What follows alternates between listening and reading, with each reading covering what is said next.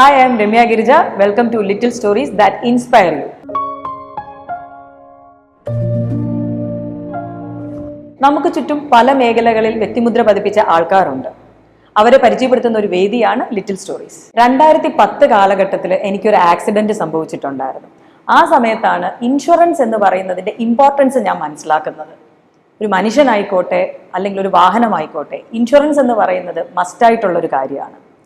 എന്നാൽ നമ്മളെ പല ആൾക്കാരുടെയും ധാരണ ഇൻഷുറൻസ് എന്ന് കേൾക്കുമ്പോൾ അതിപ്പോൾ വേണ്ട, അല്ലെങ്കിൽ പിന്നെ ആവട്ടെ എന്നുള്ളതാണ്. എന്തുകൊണ്ടാണ് ഇങ്ങനെ ഒരു തോന്നൽ നമുക്കുണ്ടാവുന്നത്? നമ്മുടെ അറിവില്ലായ്മ കൊണ്ടാണ്. അറിവില്ലായ്മ എന്ന് പറയുമ്പോൾ നമുക്ക് ഈ കാര്യങ്ങളെക്കുറിച്ച് പറഞ്ഞു തരാൻ നല്ലൊരാളില്ല എന്നതും നമുക്ക് കരുതാം. Term insurance, health insurance, personal accident policy, motor insurance, ഇങ്ങനെ പല ഇൻഷുറൻസിന്റെ പേരുകൾ ഞാൻ കേട്ടിട്ടുണ്ട്, നിങ്ങളും കേട്ടിട്ടുണ്ടാവും. പക്ഷെ ഇതൊക്കെ എന്തിനാണ് നമ്മൾ എടുക്കുന്നതെന്നോ അല്ലെങ്കിൽ എന്താണ് ഇതിന്റെ ആവശ്യകതയെന്നോ പല ആൾക്കാർക്കും അറിയില്ല. ഇങ്ങനെയുള്ള കാര്യങ്ങളിൽ നമുക്കുള്ള ധാരണകളും അല്ലെങ്കിൽ നമ്മുടെ തെറ്റിദ്ധാരണകൾ മാറ്റാൻ ഇന്ന് നമ്മളോടൊപ്പം ഗസ്റ്റായിട്ട് എത്തിയിരിക്കുന്നത് മിസ്റ്റർ പ്രതീഷ്. ഇൻഷുറൻസ് മേഖലയിൽ 20 വർഷത്തോളം എക്സ്പീരിയൻസ് ഉള്ള വ്യക്തിയാണ് അദ്ദേഹം. അദ്ദേഹത്തിനെ നമുക്ക് നമ്മുടെ ലിറ്റിൽ സ്റ്റോറീസിലേക്ക് സ്വാഗതം ചെയ്യാം.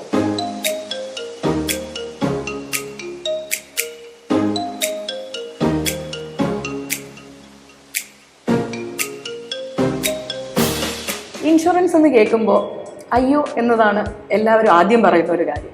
അപ്പം 20 വർഷത്തോളം ഈ ഒരു മേഖലയിൽ കണ്ടിന്യൂസ് ആയിട്ട് നിന്നൊരു വ്യക്തി എന്നുള്ള നിലയ്ക്ക് എന്താണ് താങ്കളുടെ എക്സ്പീരിയൻസ്? നെഗറ്റീവ് ആണോ കൂടുതലും, അതോ പോസിറ്റീവ് ആയിട്ടുള്ള എക്സ്പീരിയൻസ് ആണോ? ഇൻഷുറൻസ് എന്ന് കേൾക്കുമ്പോഴത്തേക്ക് നമ്മൾ സംസാരിക്കുന്ന ഒരു ഏകദേശം 50% ആൾക്കാരുടെ മനസ്സിനകത്തും ആദ്യം വരുന്നത് എന്ന് പറഞ്ഞു കഴിഞ്ഞാൽ ഒരു നെഗറ്റീവായിട്ടുള്ള ഫീഡ്ബാക്ക് തന്നെയാണ്.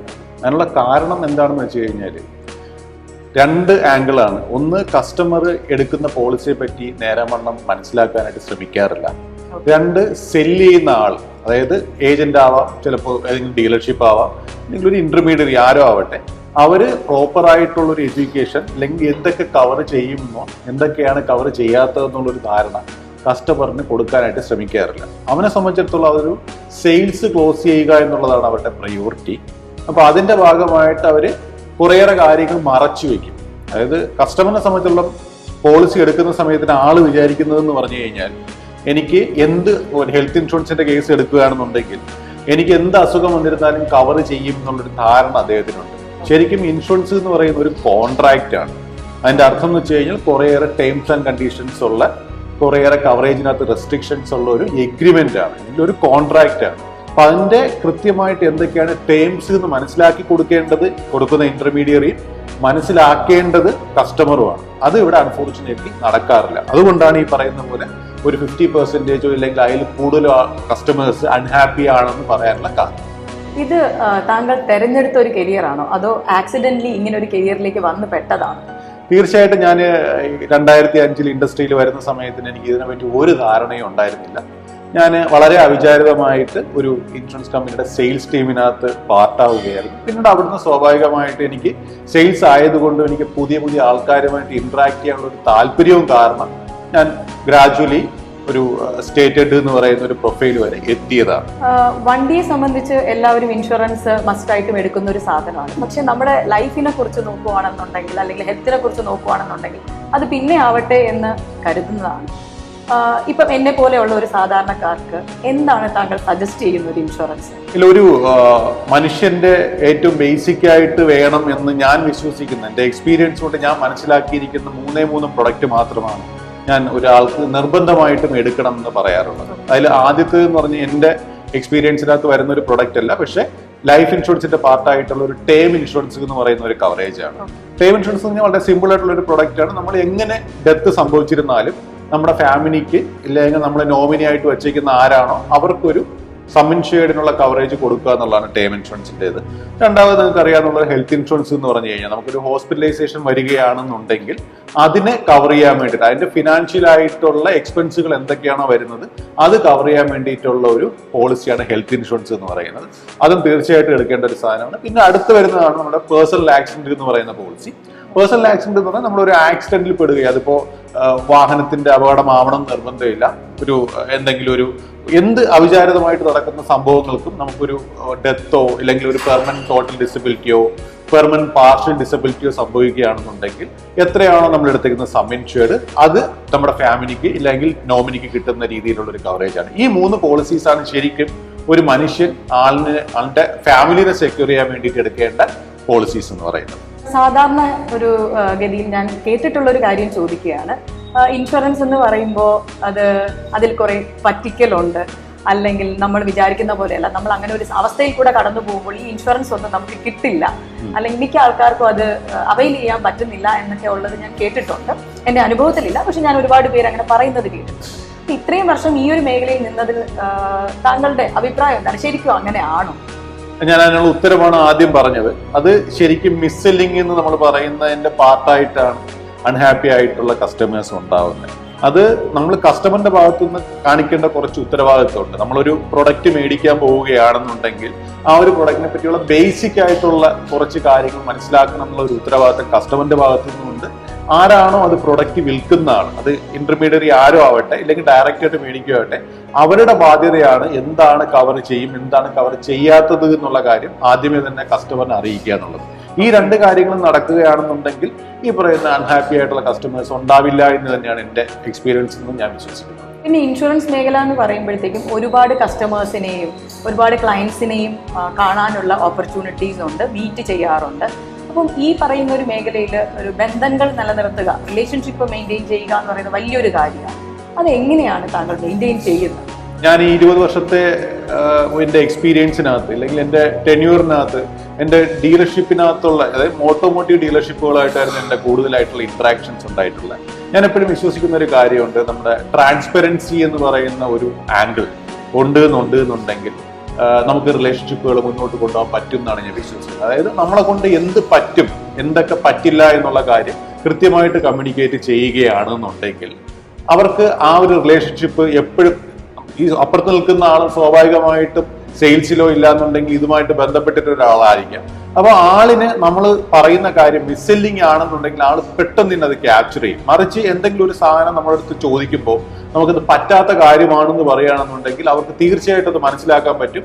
ഞാൻ ഒരിക്കലും ഒരു ഡിസ്കഷനും ക്ലോസ് ചെയ്യണം എന്ന് വിചാരിക്കുന്ന ഒരാളല്ല. എപ്പോഴും അത് ഓപ്പൺ ആയിട്ട് തന്നെ വെക്കണം. അതായത് there should be an another opportunity for a discussion എന്നുള്ളൊരു കാര്യം ഞാൻ എപ്പോഴും മനസ്സിൽ വെക്കാറുണ്ട്.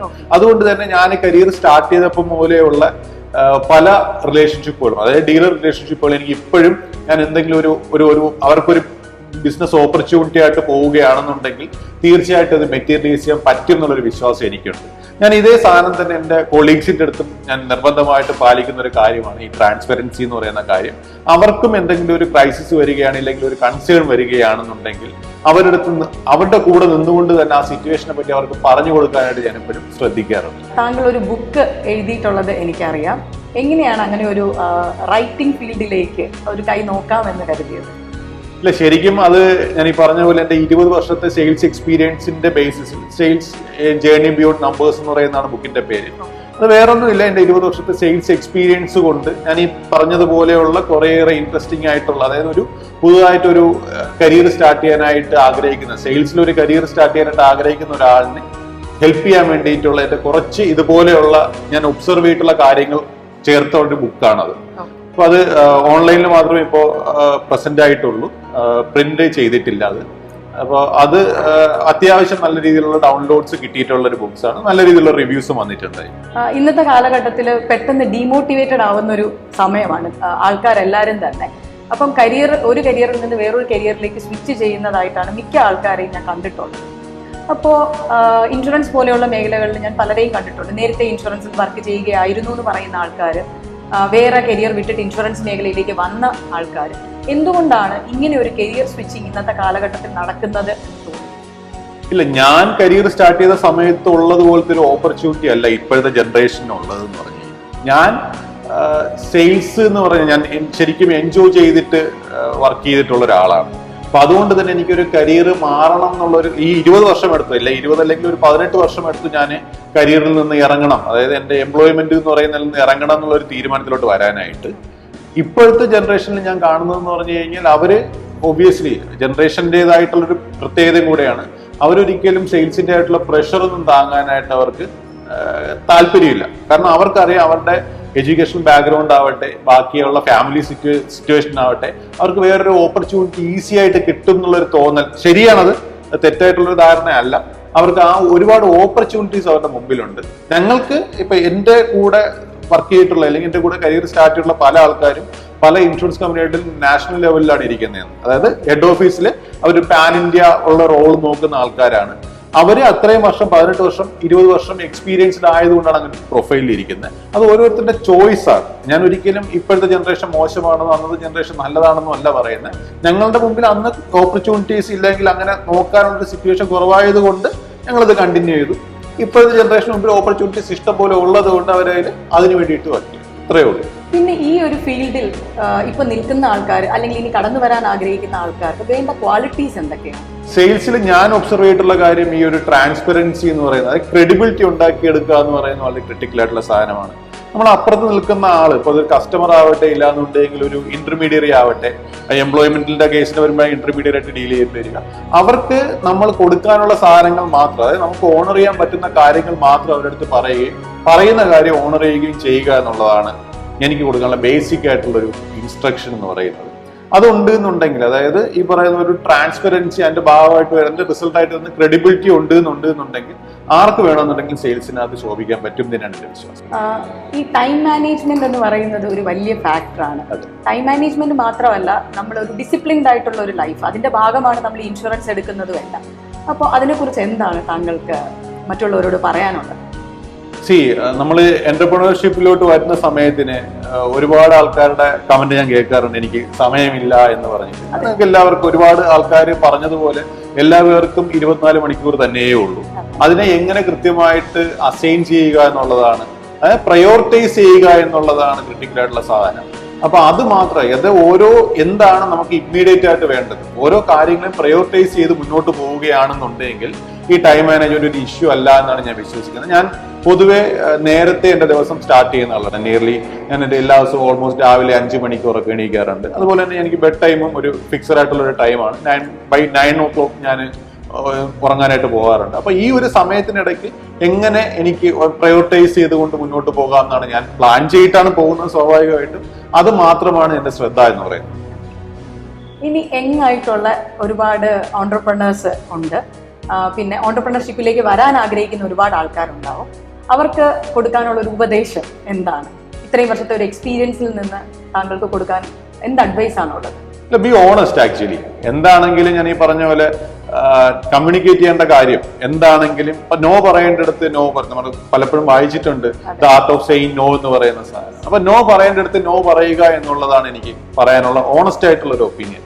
കാരണം അതുണ്ട് എന്നുണ്ടെങ്കിൽ, നമുക്ക് പറ്റാത്ത കാര്യം പറ്റില്ല എന്ന് പറഞ്ഞു കഴിഞ്ഞാൽ തന്നെ ഒരുപാട് പ്രശ്നങ്ങൾക്കുള്ള സൊല്യൂഷൻ ഉണ്ടാവും. നമുക്ക് പറ്റില്ല എന്ന് പറയുകയാണെങ്കിൽ ആ ഒരു മൊമെന്റിലത്തേക്കുള്ള ഒരു ബുദ്ധിമുട്ട് മാത്രമേ ഉണ്ടാവുള്ളൂ. മറിച്ച് നമ്മൾ യെസ് എന്ന് പറയുകയും പിന്നീട് നമുക്ക് ഓണർ ചെയ്യാൻ പറ്റാതെയും വരികയാണെന്നുണ്ടെങ്കിൽ ആ റിലേഷൻഷിപ്പ് അവിടെ ബ്രേക്ക് ആവും എന്നാണ് ഞാൻ വിശ്വസിക്കുന്നത്. അത് മാത്രമാണ് ശരിക്കും എനിക്ക് കൊടുക്കാൻ പറ്റുള്ള ഏക അഡ്വൈസ് എന്ന് പറഞ്ഞത്.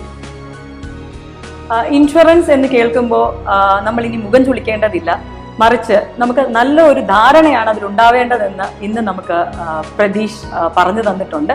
ഇങ്ങനെയുള്ള തെറ്റിദ്ധാരണകൾ മാറട്ടെ ആൾക്കാരുടെ എന്ന് ഞാൻ ആശംസിക്കുന്നു. അതുപോലെ തന്നെ ഒരുപാട് ആൾക്കാരെ നല്ല നേർവഴിയിലേക്ക് ഗൈഡ് ചെയ്യാൻ താങ്കൾക്ക് കഴിയട്ടെ എന്ന് ഞാൻ ആശംസിക്കുന്നു. Thank you for coming. Thank you for this great initiative.